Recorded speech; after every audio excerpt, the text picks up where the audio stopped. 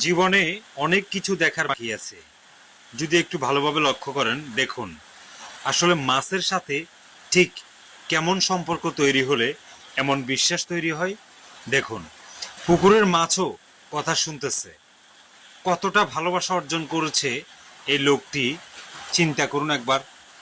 মাছগুলো যেন তার কথা শুনছে, সে যা বলছে তাই শুনছে, যাকে বলছে সেই শুনছে।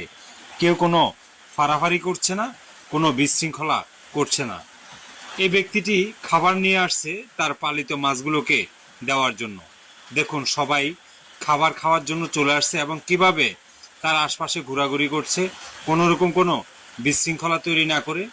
যাকে দিচ্ছে কেবল সেই খাচ্ছে, অন্যজন সেটা দেখছে। কেউ কারোর সাথে কোনো ফাড়াফাড়ি করছে না, কেউ কোনো রকম বিশৃঙ্খলা তৈরি করছে না।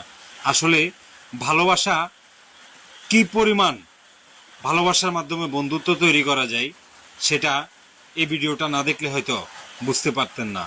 দেখুন, মাছ পর্যন্ত মানুষের সাথে বন্ধুত্ব সুলভ আচরণ করছে শুধুমাত্র ভালোবাসার কারণে।